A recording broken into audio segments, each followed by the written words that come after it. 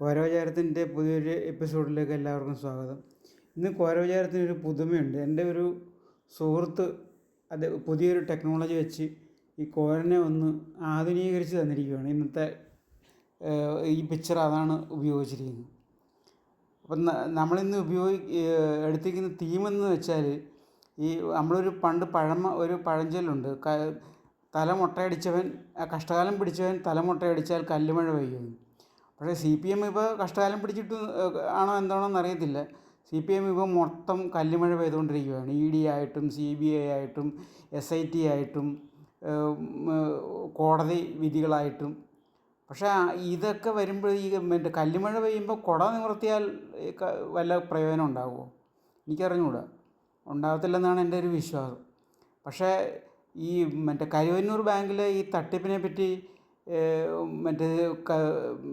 ED case വരുമ്പോൾ അവർ പറയുന്നത് ഇത് രാഷ്ട്രീയ പ്രേരിതമാണെന്നാണ്. ഇതിനെ പ്രതി ചേർത്തത് രാഷ്ട്രീയ ലക്ഷ്യത്തോടെയാണ്. അത് രാഷ്ട്രീയമായിട്ടും നിയമപരമായിട്ടും അതിനെ എതിർക്കും. ഞങ്ങളുടെ മുൻനിര നേതാക്കന്മാരെ നശിപ്പിക്കാനുള്ള അല്ലെങ്കിൽ വേട്ടയാടാനുള്ള ഒരു മാർഗമാണെന്നാണ് CPM പറയുന്നത്. ഇതേ വാദം തന്നെ ആയിരുന്നു മുഖ്യമന്ത്രിക്കും മകൾക്കുമെതിരെയുള്ള എക്സാലോജി കേസിലെ EDയുടെ റെയ്ഡ് വരുമ്പോഴും. CPMനെ നശിപ്പിക്കാനുള്ള പുറപ്പാടാണ്, മുഖ്യമന്ത്രിയെ നശിപ്പിക്കാനുള്ള പുറപ്പാടാണ്. ഇതിനെ ഞങ്ങൾ നഖശിഖാന്തം എതിർക്കും. അങ്ങനെ പറഞ്ഞുകൊണ്ടാണ് ഈ മുഖ്യമന്ത്രിയുടെ വീട്ടിൽ റെയ്ഡ് നടത്തിയപ്പം ഈ അണികളെ വിട്ട് അതിനെ എതിർത്തത്. അപ്പം കഷ്ടകാലം പിടിച്ചവൻ തലമുട്ടയടിച്ചാൽ കല്ലുമഴ പെയ്യും. പക്ഷേ കല്ലുമഴ പെയ്യുമ്പം കുട നിവർത്തി കൊണ്ടൊന്നും രക്ഷപ്പെട്ടത്തില്ല. കുടം ഒടിഞ്ഞു പോകുന്നേ ഉള്ളൂ.